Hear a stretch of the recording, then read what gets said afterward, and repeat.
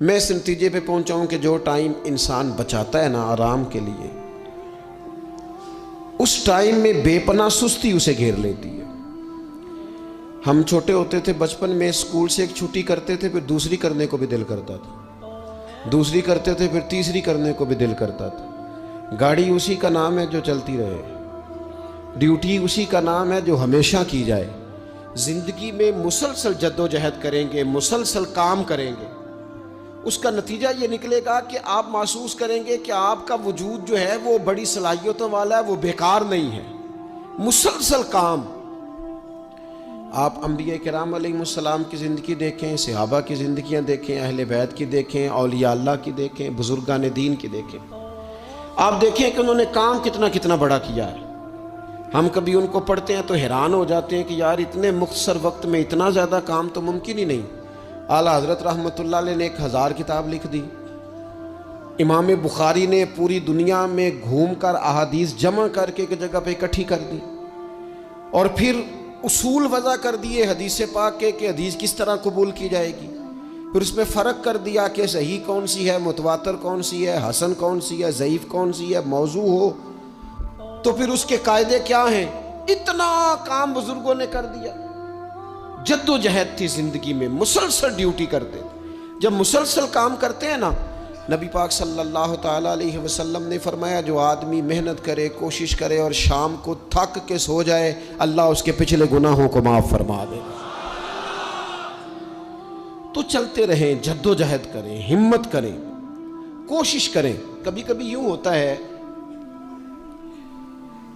کہ انسان سمجھتا ہے کہ میں نے کوشش تو کی تھی، لیکن یار یہ میرے کوشش کرنے سے کوئی نتیجہ نہیں نکلا۔ عارف رومی رحمۃ اللہ علیہ فرماتے ہیں کہ ایک شہر ایسا تھا جس میں ایک بیماری بار بار حملہ کرتی تھی، تو 3-4 پہاڑیاں ایک دوسرے کے اوپر تھیں، اکٹھے پہاڑ بنے ہوئے تھے، اس کے اوپر وہ جڑی بوٹی تھی جس سے اس بیماری کا علاج ہوتا تھا۔ تو کئی حکیموں نے بتایا کہ اگر وہ جڑی بوٹی حاصل کر لی جائے تو تمہارے شہر کے لوگ صحت یاب ہو سکتے ہیں، پر وہ 4 پہاڑیاں اوپر نیچے، اور پھر ڈھلان بڑی سیدھی تھی، جو پیر رکھتا پھسل جاتا، کوئی جرت ہی نہ کرتا اوپر جانے کی، لیکن لوگ بیمار تھے، تکلیف میں تھے۔ بالآخر ایک شخص نے ارادہ کیا کہ کب تک لوگوں کو بیماری سے سسکتے، تڑپتے، مرتے دیکھتا رہوں گا۔ اس نے کلاڑا اٹھایا، ہتھوڑا اٹھایا، پہاڑ کاٹنا شروع کیا کہ میں سیڑھیاں بناؤں گا اوپر جانے کے لیے۔ فرماتے ہیں کہ وہ پہاڑ کاٹ رہا تھا تو جو قریب آتے تھے نا، وہ اسے کہتے تھے پاگل ہو گیا تو اکیلا بندہ کیسے پہاڑ کاٹے گا، بیوقوف ہے، چھوڑ دے۔ اس نے کہا یار تم ساتھ نہیں چل سکتے تو حوصلہ شکنی تو نہ کرو، مجھے کچھ کرنے تو دو۔ سالوں لگ گئے، ایک پہاڑ کاٹ کے سیڑھیاں بنائی اس نے، پھر دوسرا پہاڑ شروع کیا، پھر سالوں لگ گئے، اور 2 پہاڑ کاٹے تھے، بڑھاپا آ گیا، بیمار ہو گیا، موت کا وقت آ گیا۔ اب چونکہ سیڑھیاں بن گئی تھی تو 2 پہاڑ کٹ گئے تھے، وہاں تک لوگ آنے جانے لگے تھے۔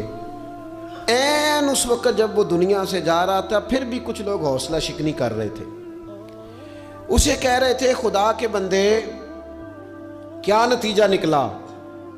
کچھ لوگوں کی ڈیوٹی ہوتی ہے اپوزیشن کا کردار ادا کرنا، وہ ہر موقع پر حوصلہ شکنی کرتے ہیں۔ اب اس پر آخری وقت آ گیا ہے، باوجود اس کے کچھ لوگوں نے جا کے کہا کیا نتیجہ نکلا جی، تیرے اوپر موت کا وقت آ گیا ہے، تو اوپر تک تو جا نہیں سکا، فائدہ کیا ہوا؟ وہ کہنے لگا بیوقوفو تمہیں پتہ ہی نہیں میں کامیاب ہو کے جا رہا ہوں۔ انہوں نے کہا کس طرح؟ کہنے لگا میں نے آدھا سفر آسان کر دیا ہے، اب جو میرے بعد آئے گا نا اسے 0 سے نہیں شروع کرنا پڑے گا، میں نے آدھا سفر اس کے لیے آسان کر دیا۔ وہ تیسرے پہاڑ سے شروع کرے گا، 2 کاٹے گا تو جڑی بوٹی تک پہنچ جائے گا، لوگوں کو شفا ہونے لگے گی اللہ کے فضل سے۔ ہم پتہ کیا کرتے ہیں، بالخصوص میرے وطن کا رواج یہ ہے کہ لوگ آدھا سفر بھی آسان کرنے کو تیار نہیں، وہ کہتے نہیں سارا ہی فلانا کرے گا۔ جتنے انبیاء دنیا میں آئے نا میرے دوستو، وہ سارے کامیاب گئے، لیکن کسی کے ساتھ 4 امتی، کسی کے ساتھ 10، کسی کے ساتھ 100، کسی کے ساتھ 200، لیکن نبی کامیاب گئے۔ کیوں؟ کہ اللہ تعالیٰ نے جو ان کے ذمے ڈیوٹی لگائی تھی وہ ڈیوٹی انہوں نے پوری ذمہ داری سے سر انجام دی ہے۔ اس ڈیوٹی میں انہوں نے کبھی کوئی کمی دکھائی تو اپنی زندگی میں جد و جہد کریں، کام کریں، بیٹھ کر صرف بات نہ کریں، تنقید نہ کریں، بیٹھ کر صرف منصوبہ بندی نہ کریں۔ اور میرے ملک میں بالخصوص یہ کام ہوتا ہے، تبصرے کرو، چینل کھولو، تنقید کرو، اندر کی خبر لے کے آؤ، کوئی کہانی سناؤ، کوئی نئی سٹوری بناؤ، لیکن کام نہ کرو۔ بڑی خوبصورت بات کی شاعر نے، اس نے کہا شکوہ ظلمت شب سے تو کہیں بہتر تھا، اپنے حصے کی کوئی شمع جلاتے جاتے۔ لوگ تعلیم نہیں حاصل کر رہے تو بھئی آپ ایک بچے کا خرچ اٹھا لیں، کسی غریب کا آپ اسے پڑھا دیں، ایک بندہ تو آپ کی وجہ سے تعلیم یافتہ ہو جائے۔ لوگوں کو کھانا نہیں مل رہا، بھوکوں مر گئے لوگ، حکومتیں کچھ نہیں کر رہی، آپ 10 بندوں کی ذمہ داری اٹھا لیں، آپ غریبوں کو دیکھ لیں، 10 لوگوں کے گھر میں آپ کھانا پہنچانا شروع کریں۔ اور یہ ہوتا رہا ہے، لوگ یہ کام کرتے رہے، یہ ڈیوٹیاں ہمارے بزرگوں نے سر انجام دی ہیں، 2 کر کے، 4 کر کے، 6 کر کے انہوں نے کام کیا ہے۔ اپنی ذمہ داری کا احساس کریں، مسلسل کام کریں، مسلسل جد و جہد کریں، مسلسل ڈیوٹی کریں۔ اور پھر میری تیسری گزارش آپ سے یہ ہے کہ جس طرح آپ اپنے گھر میں آپ کی ذمہ داریاں ہوتی ہیں، اور اگر آپ ذمہ داری ادا نہیں نہ کرتے تو احتجاج ہوتا ہے۔ ماں کو ٹائم نہیں دیتے تو ماں بھی احتجاج کرتی ہے، گھر والی کو ٹائم نہیں دیتے تو وہ بھی احتجاج کرتی ہے، دوستوں کو وقت نہیں دیتے تو وہ بھی اس کا شکوہ کرتے ہیں۔ تو آپ کے ذمے جتنی بھی ذمہ داریاں ہیں، آپ پڑھاتے ہیں، کلاس میں وقت پہ نہیں آتے تو اس کا اظہار کیا جاتا ہے۔ ہم نے اپنے ذمے جو ذمہ داریاں لی ہیں پوری کرتے ہیں۔ میں آج آپ کو یہ پیغام دینا چاہتا ہوں کہ ایک ڈیوٹی دین کی بھی اپنے ذمے لیں، ایک ڈیوٹی، ایک کام اپنے ذمے لے لیں۔ آپ اپنے علاقے کی مسجد میں جھاڑو دینے کی ڈیوٹی لے لیں۔